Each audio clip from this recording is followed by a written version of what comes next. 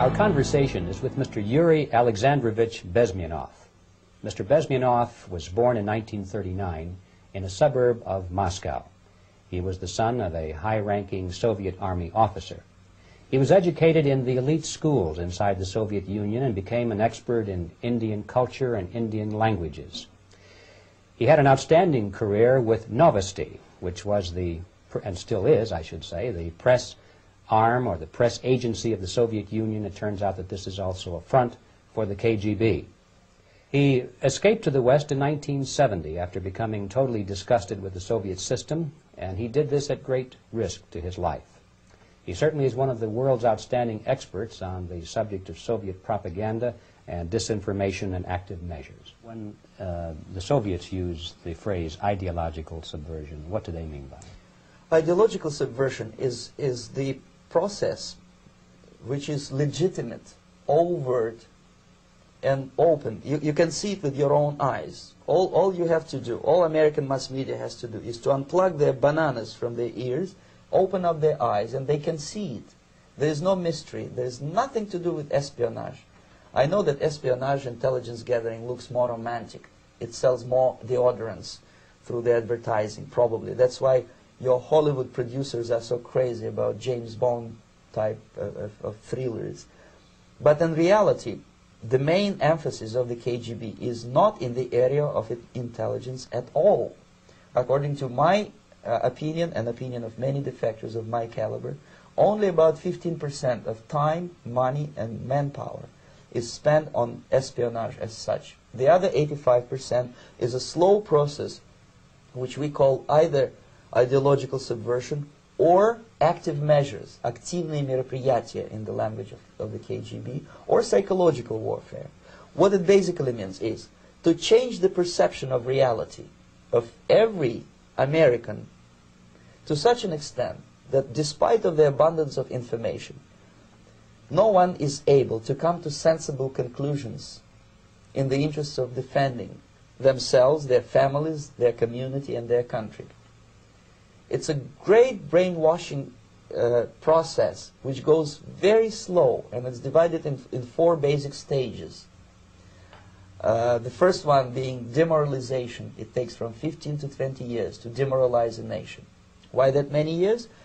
Because this is the minimum number of years which requires to educate one generation of students in the country of your enemy, exposed to the ideology of the enemy. In other words, Marxism-Leninism ideology is being pumped into the soft heads of at least 3 generations of American students without being challenged or counterbalanced by the basic values of Americanism, American patriotism. The demoralization process in the United States is basically completed already.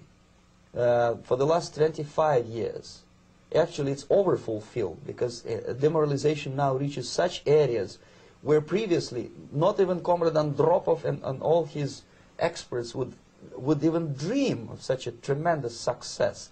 Most of it is done by Americans to Americans, thanks to lack of moral standards. As I mentioned before, exposure to true information does not matter anymore. A person who was demoralized is unable to assess true information. The facts tell nothing to him. Even if I shower him with information, with authentic proof, with documents, with pictures, even if I take him by force to the Soviet Union and show him concentration camp, he will refuse to believe it until he is going to receive a kick in his fat bottom.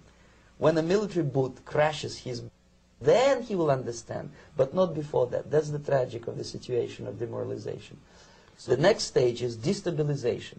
This time, subverter does not care about your ideas and the patterns of your consumption. Whether you eat junk food and get fat and flabby, it doesn't matter anymore. This time, and it takes only from 2 to 5 years to destabilize a nation, what matters is essentials: economy, foreign relations, defense systems. And you can see it quite clearly that in some areas, in such sensitive areas as defense and economy, the influence of Marxist-Leninist ideas in the United States is absolutely fantastic. I could never believe it 14 years ago when I landed in this part of the world that the process will go that fast. The next stage, of course, is crisis. It may take only up to 6 weeks to bring a country to the verge of crisis. You can see it in Central America now. And after crisis, with a violent change of power, structure, and economy, you have so-called the period of normalization. It may last indefinitely. Normalization is a cynical expression borrowed from Soviet propaganda. When the Soviet tanks moved into Czechoslovakia in '68, Comrade Brezhnev said, "Now the situation in brotherly Czechoslovakia is normalized." This is what will happen in the United States if you allow all these schmucks to bring the country to crisis, to promise people all kind of goodies and the paradise on earth, to destabilize your economy, to eliminate the principle of free market competition, and to put a big brother government in Washington, D.C., with benevolent dictators like Walter Mondale, who will promise lots of things, never mind whether the promises are fulfillable or not. Your leftists in the United States, all these professors and all these beautiful civil rights defenders, they are instrumental in the process of the subversion only to destabilize the nation. When their job is completed, they are not needed anymore. They know too much. Some of them, when they get disillusioned, when they see that Marxist-Leninists come to power, obviously they get offended. They think that they will come to power. That will never happen, of course. They will be lined up against the wall and shot. But they may turn into the most bitter enemies of Marxist-Leninists when they come to power. And that's what happened in Nicaragua. You remember most of these former Marxist-Leninists were either put to prison or one of them split, and now he's working against Sandinistas.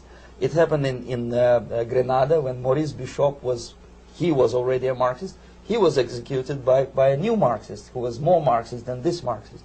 Same happened in Afghanistan when first there was Taraki, he was killed by Amin, then Amin was killed by Babrak Karmal with the help of KGB. Same happened in Bangladesh when Mujibur Rahman, very pro-Soviet leftist, was assassinated by his own Marxist-Leninist military comrades. It's the same pattern everywhere.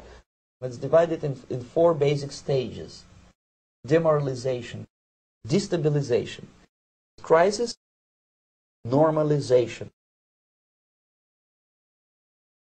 They will be lined up against the wall and shot, wall and shot, wall and shot.